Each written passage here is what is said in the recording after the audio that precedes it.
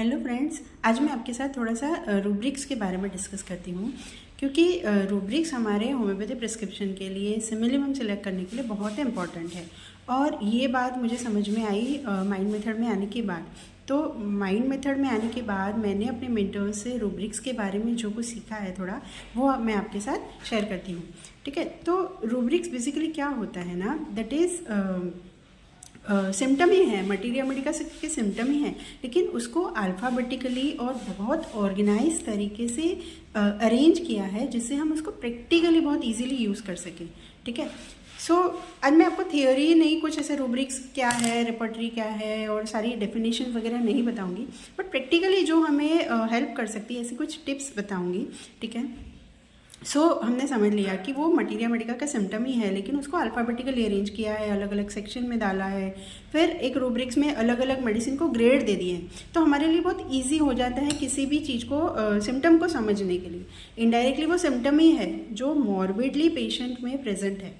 ठीक है, सो रूब्रिक जब भी हम सिलेक्ट करते हैं तो हमें एक चीज़ हमेशा माइंड में रखनी है कि वो मॉर्बिडली यानी कि PQRS होना चाहिए, पेशेंट में बहुत यूनिक होना चाहिए, जो हर किसी में कॉमन नहीं है, लेकिन ये पेशेंट का बिहेवियर या ये पेशेंट का एडेप्टेशन पर्टिकुलरली कुछ अलग है, उस चीज़ को हम लोग रूब्रिक की तरह लेंगे। ठीक है, कितनी बार क्या होता है ना, हम सिर्फ पेशेंट के गेस्चर को या वर्जन को रूब्रिक में कन्वर्ट कर देते हैं। ठीक है, फॉर एग्जाम्पल जैसे हम लोग कोई पेशेंट आया और वो हाथ जोड़ के आया और उसने हमें नमस्कार किया और हमने ले लिया reverence for those around him. तो यहाँ पे हम गलत हो सकते हैं क्योंकि reverence for those around him में बहुत कम मेडिसिन है। ठीक है, तो जब भी अगर आपको ये रूब्रिक लेना है तो आपको वो रेवरेंस फील होना चाहिए कि बंदा आपको दिल से, हो सकता है वो आपसे उम्र में बड़ा हो, ओहदे में बड़ा हो, नॉलेज में बड़ा हो, लेकिन फिर भी आपको मान दे रहा है।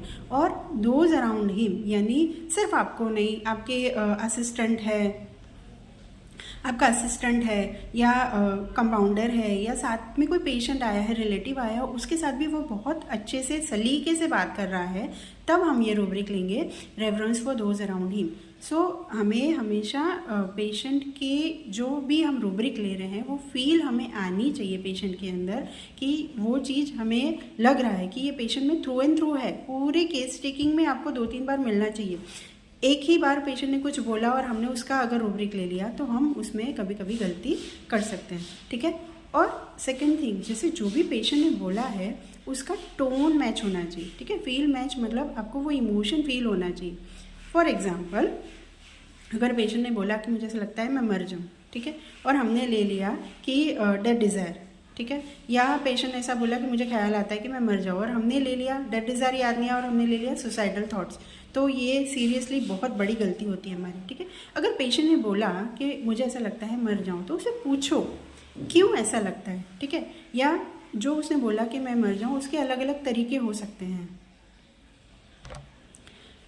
लाइक अगर पेशेंट ऐसे बोलेगा यार मुझे ऐसा लगता है मैं मर जाऊँ, ठीक है, बहुत दुखी होके बोल रहा है, या पेशेंट ऐसे बोल रहा है मर जाना अच्छा ही से तो, ठीक है, या ऐसे पेशेंट बोल सकता है मर जाऊँ, कंटाल गई मैं इस चीज़ से, है ना। तो ये अलग अलग वर्जन हो सकते हैं। कोई सैड होके बोल रहा है, कोई गुस्से में बोल रहा है, कोई फ्रस्ट्रेशन में बोल रहा है। तो वर्जन के फील को मैच करना है कि पेशेंट का भाव, उसके पीछे का, उसके बोलने का भाव कैसा है, उसको मैच करना है हमें। ठीक है, और दूसरा, उसको किसी भी वर्जन अगर पेशेंट ने दिया तो उसके पीछे का वाई आप जानो। ठीक है, फॉर एग्जांपल जैसे मैंने बताया कि भाई पेशेंट ने बोला कि मुझे ऐसा लग रहा है कि मैं मर जाऊँ, ठीक है, तो आप उसे पूछो कि ऐसा क्यों लग रहा है आपको। तो इसके पीछे अगर अलग अलग पेशेंट के वर्जन हो सकते हैं। लाइक पेशेंट बोलेगा कि मैं इस बीमारी से बहुत परेशान हो गया हूँ इसलिए मुझे ऐसा लग रहा है। कोई पेशेंट ये बोलेगा कि मुझे ऐसा लग रहा है कि ये परेशानी की वजह से मैं कुछ कर नहीं पा रही हूँ, ठीक है, तो मेरा काम ही नहीं हो रहा है, मैं कुछ कर नहीं पा रही हूँ इसलिए मैं परेशान हूँ। या थर्ड ऐसे भी हो सकता है कि पेशेंट को ये लगेगा कि मैं अभी इतनी तकलीफ़ में हूँ और मेरी वजह से सारा काम बच्चों को खुद मैनेज करना पड़ रहा है, हस्बैंड को खुद मैनेज करना पड़ रहा है, घर वाले परेशान हो रहे हैं मेरी वजह से, इससे अच्छा तो मैं ही मर जाऊँ। ठीक है, तो अलग अलग पेशेंट का ये बोलने के पीछे का रीज़न अलग है। ठीक है, तो उस हिसाब से ही हमें रूब्रिक लेना है। पेशेंट की फील को समझो, पेशेंट में थ्रू एंड थ्रू वो चीज़ आपको फील हो रही है और उसके पीछे का वाई को समझो, उसके बाद ही वो रूब्रिक हमें लेना है। ठीक है, तो वहाँ पे हमारे सक्सेस के चांस बढ़ जाते हैं। फिर दूसरा कि जब भी आप केस टेकिंग करते हो और पेशेंट ने कुछ बोला और हमें ये रूब्रिक लगा, तो उस रूब्रिक को मत लिखो, उसके फीलिंग को लिखो, ठीक है। अगर पेशेंट डिप्रेस है या सैड है या रो रहा है तो उस चीज़ को आप ऑब्जर्व करते जाओ, डायरेक्टली उसका रूब्रिक मत लो। जैसे कोई बोल रहा है रोते रोते और आपने डायरेक्टली ले लिया कि weeping when telling a symptom, तो हो सकता है गलत हो। वो क्यों रो रहा है, कैसे रो रहा है, वो सारी चीज़ों को आप लिखते जाओ, ठीक है। डायरेक्टली रूब्रिक नहीं लेनी चाहिए। उसकी मेन पॉइंट क्या है, कहाँ कहाँ उसकी मॉर्बिडिटी है, उस चीज़ को ओवरऑल केस को समझने के बाद ही हमें लेना चाहिए, ठीक है। फिर फोर्थ पॉइंट क्या होता है कि कभी कभी हम क्या करते हैं, जैसे कोई पेशेंट का हमें कोई रूब्रिक मिला, कंफर्म मिला, चलो, लेकिन फिर हम उस रूब्रिक में जो मेडिसिन हमें पता है वो डायरेक्टली वही मेडिसिन दे देते हैं। ऐसा नहीं करना चाहिए। जो भी वो रूब्रिक हमें कंफर्म लग रहा है उसको रेपर्टरी में डालो, उसके अंदर कौन सी मेडिसिन है उसको देख के फिर हमें सिलेक्शन करना चाहिए। वहाँ से क्या होगा ना, अगर हमने चार्ट बनाया तो चार्ट से हमारे पास बहुत सारी मेडिसिन आ जाएंगी, जितनी भी वो रूब्रिक में है सारी आ जाएंगी, तो हमारे सही मेडिसिन मिस होने के चांसेस कम हो जाते हैं। अगर हम खुद से ही 2-4 मेडिसिन, कभी कभी होता है कि हमें कुछ रूब्रिक की कुछ ही मेडिसिन याद रहती है और कुछ मेडिसिन हम निगलेक्ट कर जाते हैं, लेकिन अगर हमने चार्ट बनाया तो वो मेडिसिन छूटने के चांस हमारे कम हो जाएंगे। चार्ट में हमें डीडी अलग अलग मिल जाएगा कि हाँ हमें इस मेडिसिन के बारे में भी सोचना है, ठीक है। फिर कभी कभी क्या होता है कि हम पेशेंट जैसे वर्जन बोलता जाएगा, रूब्रिक लेते जाएंगे, तो बहुत सारे रूब्रिक्स आ जाते हैं हमारे पास, 10, 12, 15 रूब्रिक्स आ जाते हैं। ऐसा नहीं करना चाहिए।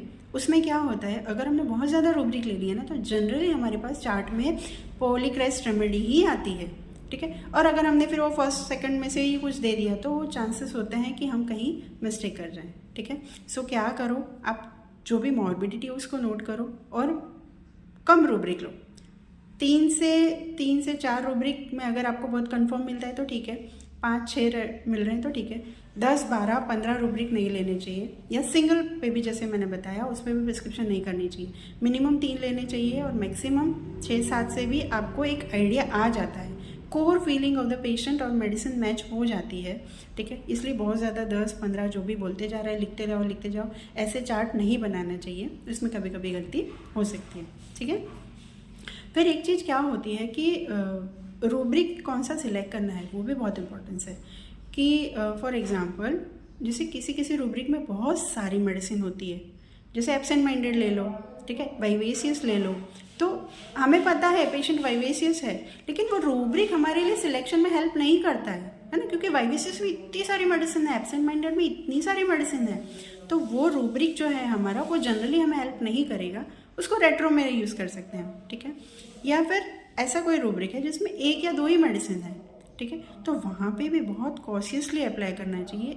1 या 2 या 3 मेडिसिन है जिसमें उस रूब्रिक को हम रेट्रो में अप्लाई कर सकते हैं, या उस मेडिसिन का वो कोर है इसलिए उसको समझने के लिए हम यूज़ कर सकते हैं। लेकिन जब भी हमें प्रिस्क्रिप्शन के लिए रूब्रिक्स लेने हैं तब हमें ऐसे रूब्रिक्स लेने चाहिए जिसमें 10-15 मेडिसिन हैं, या हमें बहुत कंफर्म है कि यही रूब्रिक है, तो हम उस रूब्रिक को लेके फिर ऐड ऑन करके आगे बढ़ सकते हैं, ठीक है। तो इससे क्या होगा ना, जैसे अगर कोई कंफर्म रूब्रिक हमें मिल जाता है, फिर एक चीज़ और हमारे साथ होती है कि हमने रेपर्टरी चार्ट बना लिया, लेकिन कभी कभी वो चार्ट में मेडिसिन आती ही नहीं है, ठीक है। फिर हमें लगता है कि हम कौन सी रेपर्टरी यूज़ करें, कंप्लीट रेपर्टरी ले या सिंथेसिस ले, है ना। तो क्या करना चाहिए, अगर हमारा कोई भी रूब्रिक कंफर्म है तो हमें उस रूब्रिक को अलग अलग रेपर्टरी से चेक करना चाहिए, ठीक है। For example like delusion of wealth, ठीक है, अब सिंथेसिस में बहुत कम है, कंप्लीट में बहुत सारी हैं, तो अगर हमें लगता है कि वेल्थ कंफर्म है तो फिर हमें क्या करना चाहिए, वेल्थ डिल्यूजन ऑफ वेल्थ को कंप्लीट में चेक करो, ठीक है। उसके बाद दूसरे सारे मेडिसिन देखो, उसके रूब्रिक्स देखो, पढ़ो, उसके बाद हमारा जो फाइनल सिलेक्शन है वो करना चाहिए, ठीक है। फिर और एक चीज़ क्या होती है कि चार्ट बनाने से हमें कितनी बार कोई कॉमन मेडिसिन है उसका अलग शेड भी पता चलता है। जैसे अगर हमने कोई 2-3 रूब्रिक डाले तो हमें कोई ऐसी मेडिसिन आती है जिसके बारे में हमने पेशेंट को मिलने के बाद हमने सोचा ही नहीं था। फॉर एग्जांपल लाइक कोई पेशेंट बंदा बहुत रो रहा है तो हम सोचेंगे नेट्राम्योर तो हो ही नहीं सकता, नेट्राम्योर तो नहीं रोएगा ना, वो तो डिग्निफाइड रहता है, उसको अपने इमेज मतलब अपनी डिग्निटी को वो कभी जाने नहीं देगा। लेकिन ऐसे ज़रूरी नहीं है, वीपिंग के बहुत सारे रूब्रिक्स में नेट्राम्योर है ना। फिर अगर समझो एंगर वाला बहुत पेशेंट में बहुत ज़्यादा एंगर दिख रहा है तो हम सोचेंगे कि नहीं बराइटा कप नहीं हो सकता, लेकिन बराइटा कप में डलनेस, कॉन्फिडेंस, लैक ऑफ, उसके साथ साथ में एंगर वाले भी बहुत सारे रूब्रिक्स हैं। तो यहाँ पे क्या होता है, अगर हमने चार्ट बनाया और सही रूब्रिक लिया तो कॉमन मेडिसिन का डिफरेंट फैसेट भी है तो भी हम उस तक पहुँच सकते हैं। ठीक है, फिर और एक बेनिफिट ये होता है कि अगर हमने चार्ट बनाया, अगर हमारे रूब्रिक सही है तो कोई अननोन मेडिसिन जो हमें नहीं पता है जिसके बारे में, क्योंकि फील हम सब मेडिसिन का नहीं समझ सकते, तो जो नहीं जानते हैं वो मेडिसिन भी कभी कभी चार्ट में आती है। और फिर अगर हम उसका थोड़ा सा मटीरियल पढ़ते हैं या थोड़ा सा और उसको स्टडी करते हैं तो हमें लगता है कि हाँ, हमारा जो पेशेंट है वो तो बिल्कुल इससे मैच कर रहा है, तो हम एक नई मेडिसिन पे भी पहुंच सकते हैं। तो इसलिए चार्ट बनाना ज़रूरी है। रूब्रिक सिलेक्शन सही होना चाहिए, बहुत ज़्यादा रूब्रिक ना ले, बहुत कम रूब्रिक ना ले, सोच समझ के डायरेक्टली वर्जन पे ना ले, और ऐसे करके अगर हम चार्ट बनाते हैं तो हमारा जो सिलेक्शन है वो सही होने के चांसेस बढ़ जाते हैं। तो ये कुछ इंपॉर्टेंट टिप थी, आई होप ये आपको हेल्प करेगी। अगर आप न्यू है माइंड मेथड में या आप स्टूडेंट है तो प्लीज़ इस को और ज़्यादा से ज़्यादा शेयर करिए ताकि सबको हेल्प कर सके। Thank you so much.